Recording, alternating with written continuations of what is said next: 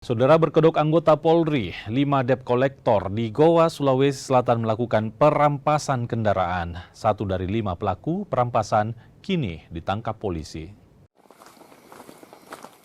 Pelaku berinisial SN ditangkap tim Resmo Polres Goa dan Polres Jeneponto di kediamannya di Desa Bontomanai Rumbiah, Kabupaten Jeneponto, Sulawesi Selatan, 28 April kemarin. Selain pelaku, polisi juga menyita 3 motor dan 1 mobil. Penangkapan dilakukan setelah polisi menerima laporan terkait perampasan motor bersama 4 orang rekannya. Saat beraksi, pelaku beralasan kendaraan korbannya menunggak pembayaran. Untuk memuluskan aksinya, pelaku mengaku sebagai anggota polisi.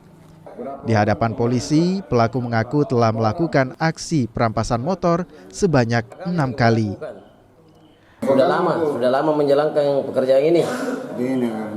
Hah? Sudah berapa banyak motor yang kita ambil? Berapa banyak motor yang sudah kau ambil?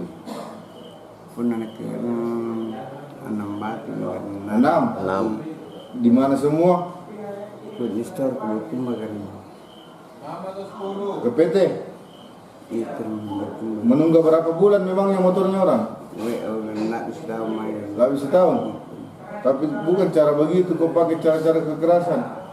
Menurut korban, pelaku saat itu menyampaikan bahwa dirinya dari pihak kepolisian. Ini juga tentunya masih kami dalami keterangan tersebut. Mengaku dari anggota polisi ya? Mengaku dari anggota Polri.